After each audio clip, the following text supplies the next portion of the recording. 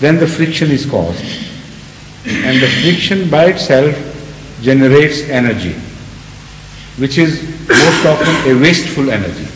Sometimes some devices are made on the principle of friction to harness the energy ultimately. That is a different thing altogether.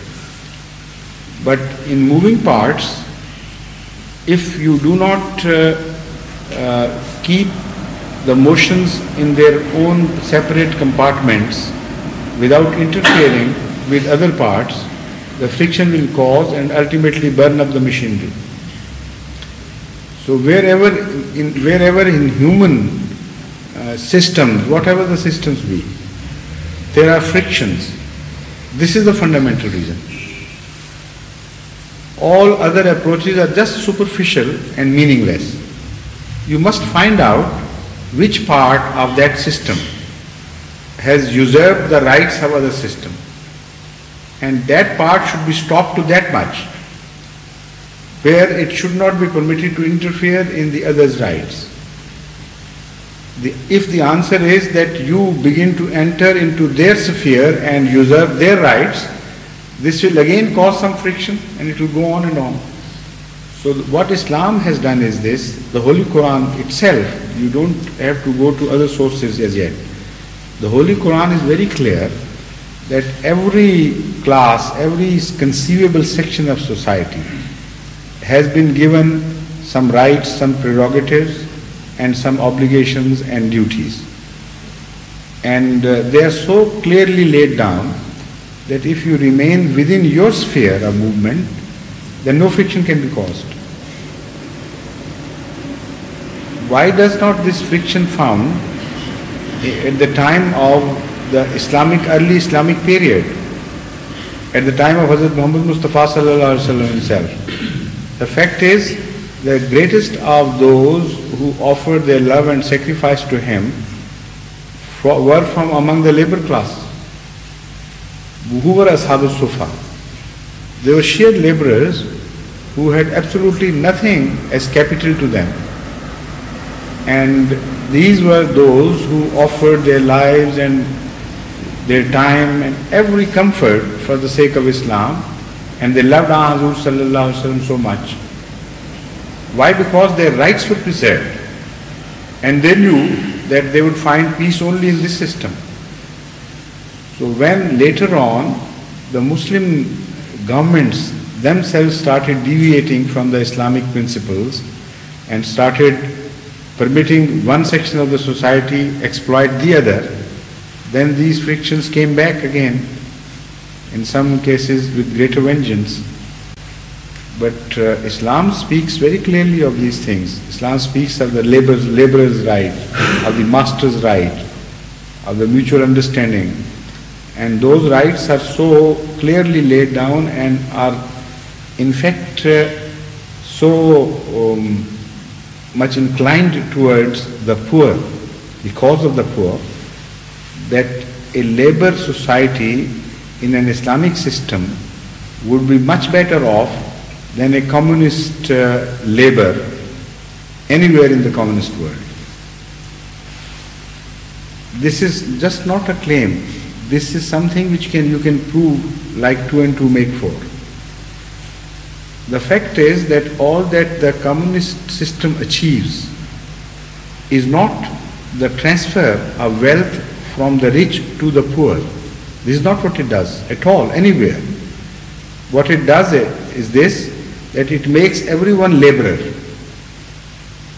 and dispossesses everyone of any individual property, with the result that the entire property of the state is not equally distributed. It is only controlled by a few who come through the party politics, which turns into a dictatorship ultimately.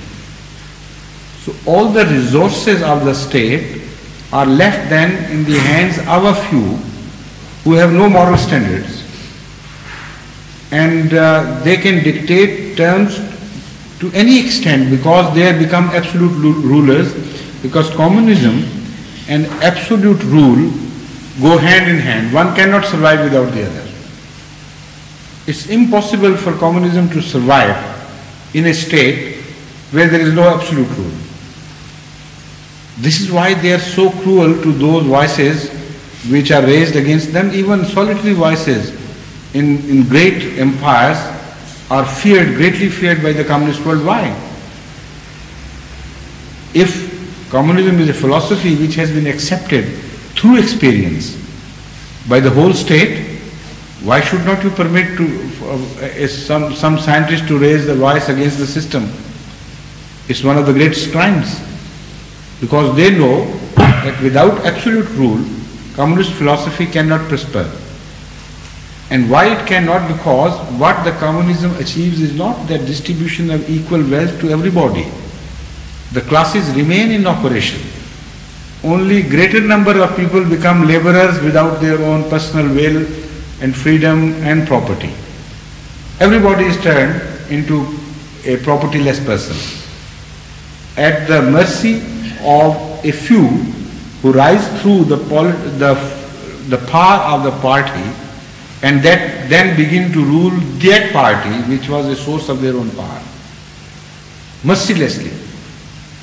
And if they are not merciless, they cannot survive in this society. This is why Lenin had to be merciless, this is why Stalin had to be merciless, and this is why, according to their own observations, a communist leader who is not merciless, he cannot survive. So is this what you call